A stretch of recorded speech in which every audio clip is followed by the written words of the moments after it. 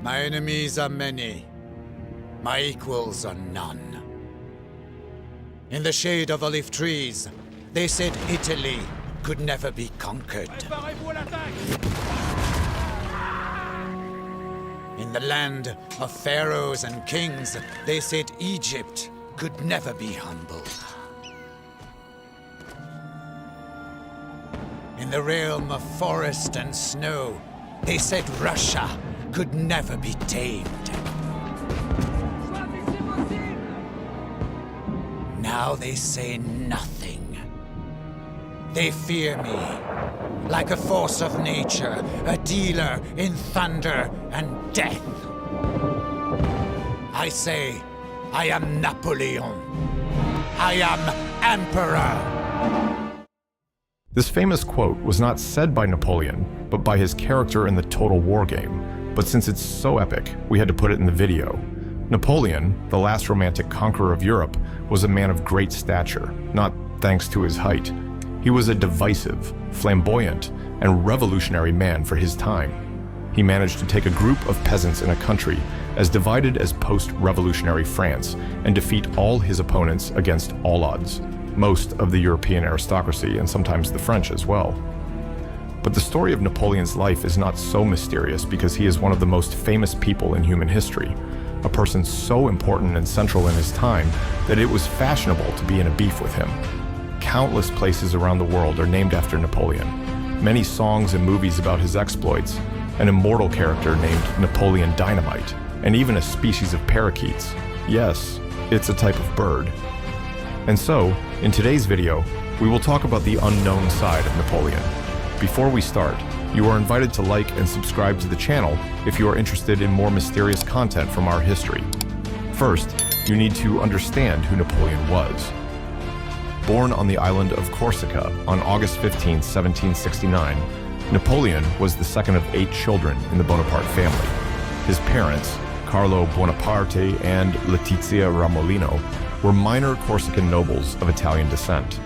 In fact, Napoleon's wars began in his mother's womb, as his parents were fighters for the independence of Corsica.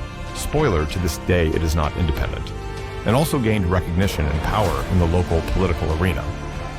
Growing up in Corsica, which had recently been ceded to France by the Republic of Genoa, Napoleon experienced firsthand the complexities of identity, politics, and power. Napoleon, who was at the maximum level in total war, received a scholarship to study at the prestigious military school in Brienne-le-Château, France.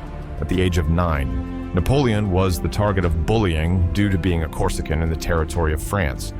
But what his classmates did not know was that Napoleon had a bigotry complex and an IQ above average, and this helped him pass the years in school without committing a school shooting, since his eyes were focused on the goal: to be big, literally and physically.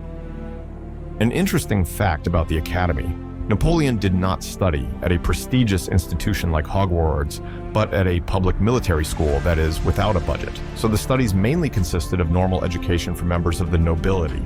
Napoleon read a lot of books about antiquity, especially about generals like Julius Caesar, who else, and excelled in mathematics, geography, and history. In his youth, Napoleon aspired to serve in the Navy, and even in the hostile British Royal Navy, later Biggie to his Tupac, but finally found himself at the prestigious École Militaire Academy, which had the budget to teach the actual theory of war.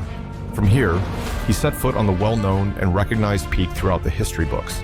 He started as a junior commander, gained momentum within the framework of the French Revolution, and from there, he set out on a journey of conquest of all of Europe. And now, what can be said about a person about whom everything has been said? Quite a lot. Here are a number of selected stories about Napoleon that are not necessarily written in his chronicles, which is a shame because they are great. Napoleon was a junkie. Yes. Napoleon was not only addicted to military success and mistresses, but also to tobacco. I guess he wanted to get high. Yes, that's a height joke. Emmanuel, Comte de Las Cases, one of Napoleon's companions in exile in St. Helena, said, "The emperor, it is well known, was in the habit of taking snuff almost every minute. This was a sort of mania which seized him mainly during intervals of abstraction.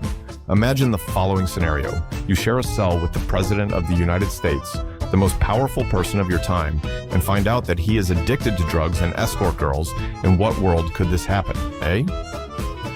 The next story, it is no less delusional. Napoleon would have a pedicure and manicure. Yes, it turns out that he was not only proud of his victories on the battlefield, but also proud of his beautiful palms. I'm sure you didn't expect to hear that in a video about Napoleon. Bonaparte was proud of his hands, and he took great care of his fingernails. Betsy Balcom, a close friend or lover of Napoleon, said the following about him. His hand was the fattest and prettiest in the world. His knuckles dimpled like those of a baby, his fingers tapered and beautifully formed, and his nails perfect. Sounds suspicious to me. Question: what do Napoleon and your grandmother have in common? They both spit because of black cats, and not because of the color they are racist. Napoleon, a calculated man with marvelous intelligence, was superstitious.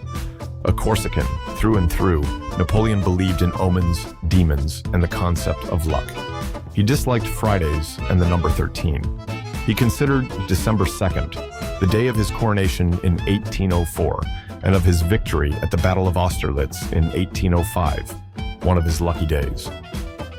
Upon the occurrence of remarkable incidents, either good or bad, he habitually crossed himself.